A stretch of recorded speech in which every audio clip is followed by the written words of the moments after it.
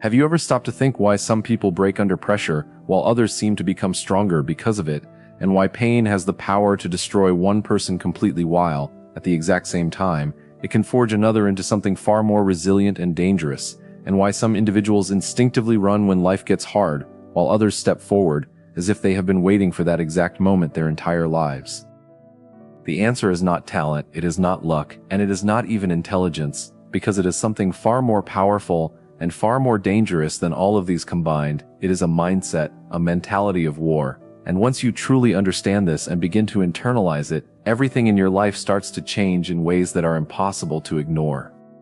Because weakness is not actually the enemy most people think it is. Comfort is the real enemy. And once you truly let that idea sink in and take root in your mind, you begin to realize that most people are not weak because they lack something essential, but because they have been conditioned over time to avoid discomfort, to escape pressure, to numb pain, and to constantly seek the easiest possible path available to them.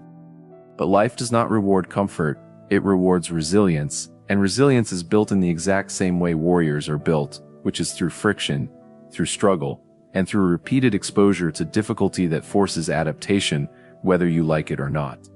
Think about this for a moment. Every single time you avoid something that feels hard, you are training your brain to fear it even more. And every single time you quit, you reinforce the belief that you are not capable, and over time, this pattern becomes your identity, shaping the way you see yourself and what you believe you can or cannot do. You start telling yourself things like, I'm not strong enough, or I'm not disciplined, or even, I'm just not that type of person, without ever questioning whether those beliefs are actually true or simply the result of repeated avoidance and conditioning. But what if all of that is a lie, and what if you are not weak at all, but simply untrained? Because warriors are not born with some magical advantage, they are built slowly, painfully, and relentlessly through consistent exposure to challenge. And here's the truth that most people are not willing to accept. The moment you decide to adopt a war mentality, your life does not suddenly become easier, it actually becomes harder, because now you stop running from things, you start facing them directly, you lean into discomfort, and you stop negotiating with your own excuses. And that is exactly where the transformation begins, because a war mentality changes the way you interpret everything that happens to you, turning failure into feedback, pain into training, and rejection into redirection. You stop asking yourself why something negative is happening to you, and instead you start asking what that experience is trying to teach you, and that simple shift in perspective is what separates average individuals from those who become truly unstoppable.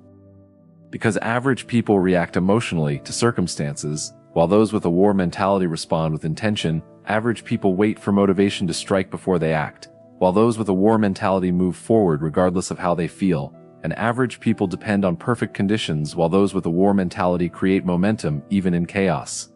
And here's where it becomes even more powerful. A war mentality does not remove fear from your life, it simply teaches you how to act despite it, so you still feel doubt, you still feel pressure, and you still feel the weight of uncertainty. But instead of backing away, you step into it repeatedly until fear begins to lose its control over you. Because fear behaves like a muscle.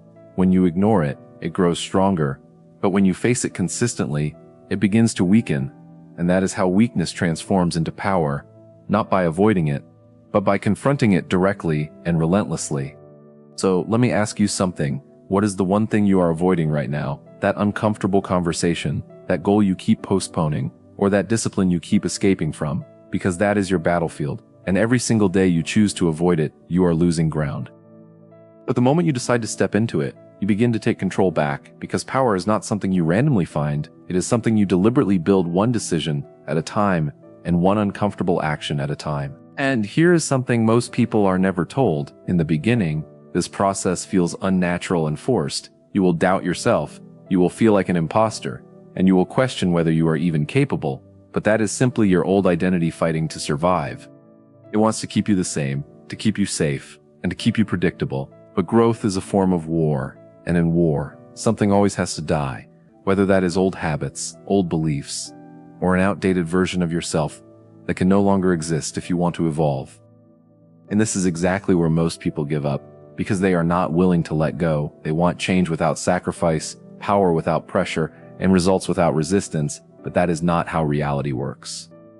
The people you admire, the ones who appear disciplined, focused, and unstoppable, did not arrive there by accident. They built it step by step, decision by decision, and battle by battle, without waiting for the perfect moment. Because they understood something critical, they did not wait to feel ready, they acted anyway. Because readiness is a myth, and confidence is not the starting point, it is the result of repeated action and proof. You earn confidence by doing hard things consistently, by showing yourself that you can endure discomfort and still move forward, and once that realization takes hold, everything begins to shift. You stop searching for shortcuts, you stop chasing temporary motivation, and you stop blaming external circumstances, and instead you begin to take ownership of everything, including your actions, your habits, and your results. And that is where real power comes from, even though it feels uncomfortable at first, because now there is no escape, no excuses, and no one else to blame, but at the same time, it becomes liberating because if it is your responsibility, then it is also within your control to change. A war mentality also completely transforms the way you deal with setbacks, because while most people see setbacks as a reason to stop, someone with this mindset sees them as a natural and necessary part of the process. Every loss carries valuable information, every failure exposes a weakness, and every weakness is an opportunity to improve. So instead of quitting, you adapt, you adjust, and you come back stronger. That is how evolution works, not through comfort, but through pressure. And the more you expose yourself to difficulty, the more you grow mentally, emotionally, and physically. You become harder to break, harder to shake, and harder to stop. And over time, something incredible begins to happen. The things that once intimidated you become normal. The things that once scared you become routine. And the version of yourself that once felt impossible becomes your new baseline. But this transformation only happens if you stay in the fight, because most people quit too early, they feel discomfort and assume something is wrong, or they experience resistance and believe they are not meant for it. But what if that discomfort is actually a signal that you are on the right path? And what if resistance is not a barrier but a gateway? And what if the struggle itself is not the problem, but the process required for growth? That is how those with a war mentality think. They do not avoid the storm, they walk directly into it because they understand that growth lives there. And at a deeper level, a war mentality is not about aggression, it is about discipline, control, and focus, because the real battle is internal. It is you versus your excuses, your fears, and your habits.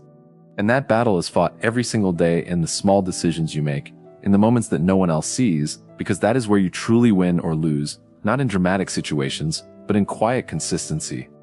Choosing discipline over comfort, choosing action over hesitation, and choosing growth over ease again and again until it becomes part of your identity.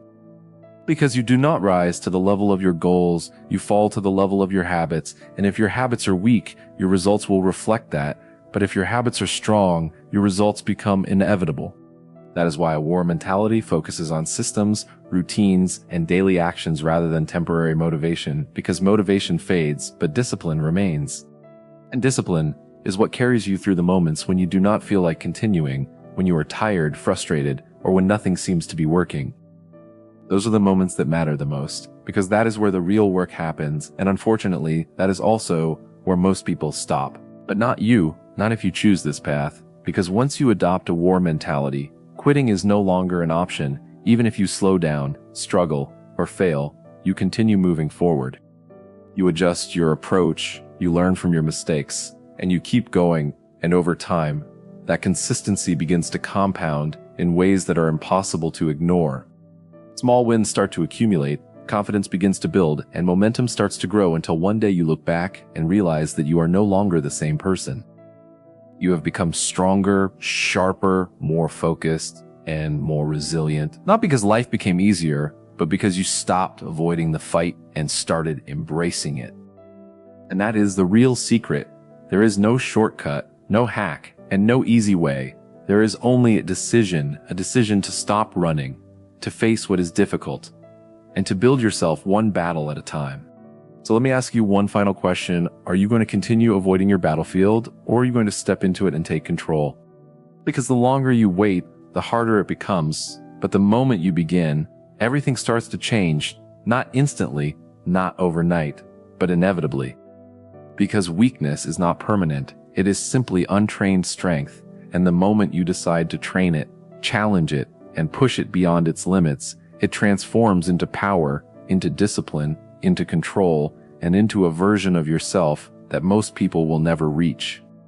So start today, not tomorrow, not when you feel ready, but now take one step, face one fear, and do one hard thing, and then repeat that process again and again until it becomes part of who you are. Because in the end, it is not about winning every single battle, it is about becoming the kind of person who never stops fighting, and that is what changes everything.